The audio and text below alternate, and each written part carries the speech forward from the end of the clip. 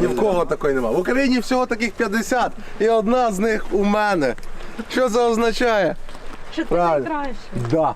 І хто є головним лобом цієї операції? Ми. Дуже широкий фронт. Також потрібно розуміти, що ми були основною ударною силою цієї операції. Ми мали блокувати деякі населені пункти, інші, відповідно, вибити противника з позицій. Також можливі були зустрічні бої, удари в фланг. Фокус, фоки на связь! Включи массу, слышишь? Массу включи машину.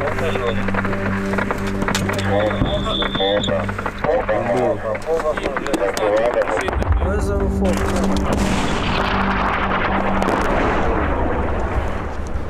Ми мали ввечері вийти на зону зосередження і вже вранці колоною виїхати по своєму напрямку, забирати села, приймати бої. Моя задача була вести колону і при виявленні противника передавати дані, щоб колона вже йшла на штурм.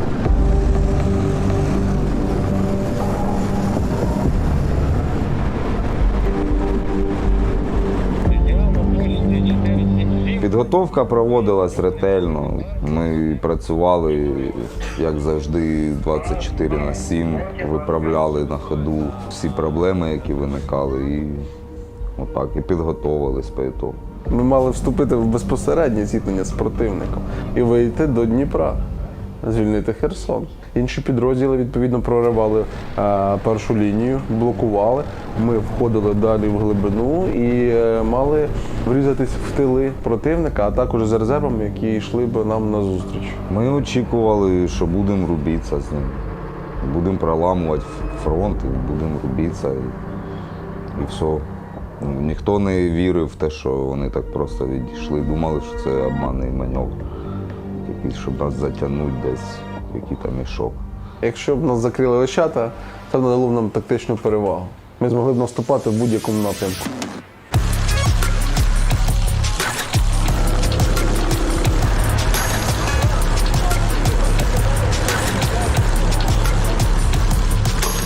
Тобі хочеться справжньої заруби, ти її відчуваєш і готуєшся до неї. Я думаю, через дней 5 будем в Херсоне. Охуєнно.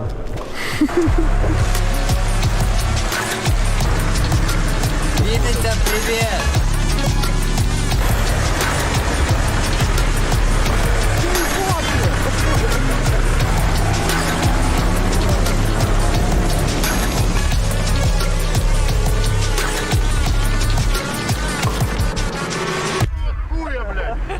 Я на перестрелку ехал, блядь.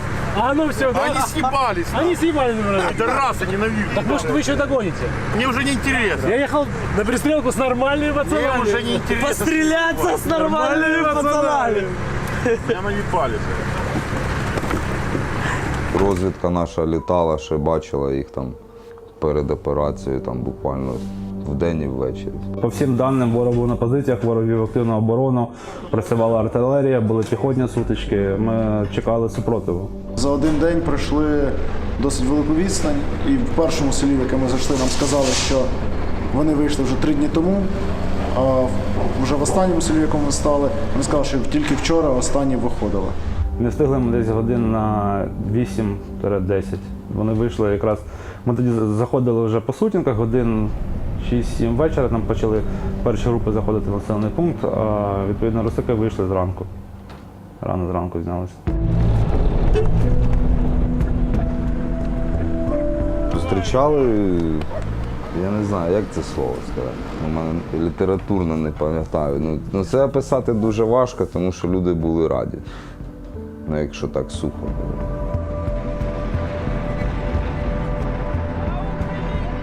Населення зустрічало з захватом. Деякі були п'яні, але не знаю, чи це вони їхній звичайний стан, чи це просто тому, що це був свято. Подобалося те, що як тільки ми зайшли там в один з населених пунктів, місцеві побачили, що зайшла українська армія, одразу подіставали банки з фарбою, побігли зафарбовувати русаковські прапори, там всю таку хуйню. Діти роздавали солдатам цукерки.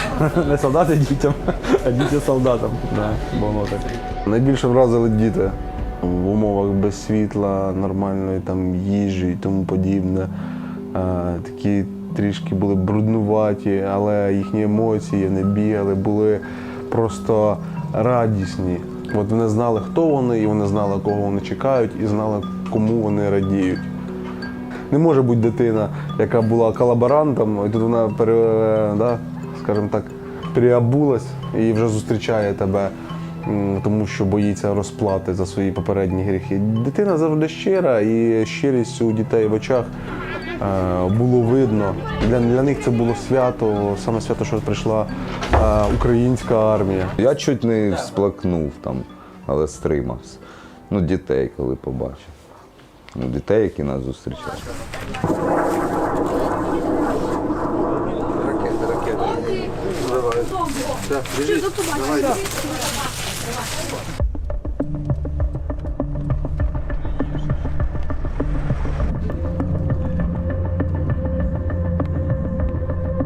В селі, блядь, стоїть 50 хат, там 3 людини живе, більше нема нічого, все розбите нахуй. Дороги розбиті, блядь, дома розбиті, ферми, все, блядь, розбите. Ну, ілі спалене, ілі розхерачене, блядь, ілі просто понівечене спеціально руками видно, ну, блядь. Розказували, як себе поводили русаки, розказували, до речі, коли вони вийшли, як виходили, які підрозділи там перебували. Викрадали місцевих і знущались, і руйнували будинки, там, транспортні засоби, забирали там техніку, типу трактори, там, телевізори. Ну, стандартна, коротше, русаковська хуйня.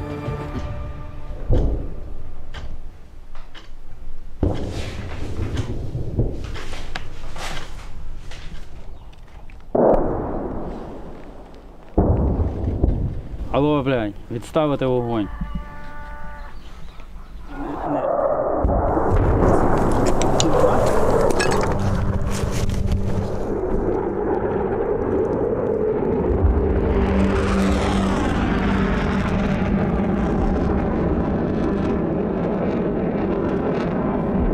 Но в Андреевке ни один дом не остался. Сравнялись. Сравнялись с землей. Это вообще животные, твари якісь, зрівняли. Що дома, що згорели, їх тяжело восстановить. А ті дома, що стоять без крыши, що шифера нема. Ну, тот фермер сказал, что я пришлю бригаду, когда наши уже будут здесь, шифером помогу, укрою. Но их валяется там. Ну, еще и не похороны, у них есть там два. Русских? Да, два в одного в огороде, один в хате, второй в хате, трое в хатах лежит, а двое там в огороде, где-то в яме. А вони не забирали своїх? Не, никак откуда, не то, что наши. Ну кинуло так і поїхав. Да, кинули и все. Там был какой-то начальник их из делания. Они вообще насиловали, что могли, что хотели делали. Уроды там. А це де саме? Калининский. Калининский. Бывший Калининский центр. Когда наши зашли, меня ожидали. Идут, парень прибежал один. Здесь его мама живет, отец оттуда, они там жили дома. Наши дома. Наши пришли, бля, мы не верим. Обнимали, Конечно, целовали, здесь слезы. Обнимались, целовали. Держимся мы здесь. Наши помогают, мы им помогаем что-то, словом, делом. Мы такие ребята. Дякуем, что зашли, спасибо.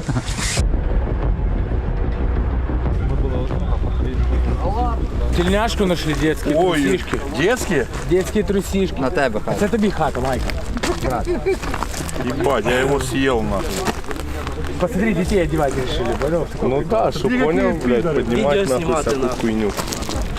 Хату розмінірувати може шаман у вас тут є, і ваха звісно. Потому що там понял, короче, над гаражом ДФ, блядь, бутилки. Да? Да. Ну це шамани і ваха можуть таких і понімають. Підери жили. Ми знаємо ще одну хату, де Ну жили. до фока, до нього приданий мій шаман, поняв? Мінування. Замінували все. Просто, і от, до речі, от мій більший страх це те, щоб взірватися на міні. І я от їхав і думав, от зараз я вже її знайду.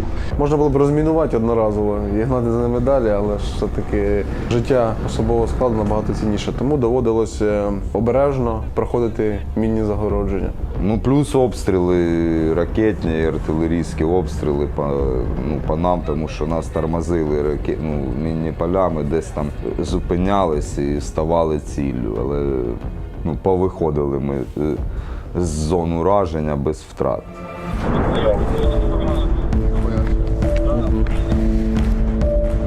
Медэвак, медэвак, Кракен, ты в строю?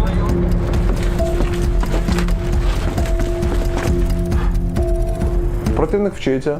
Противник насправді дуже швидко вчиться, і вони навчились відступати. Відпрацювали.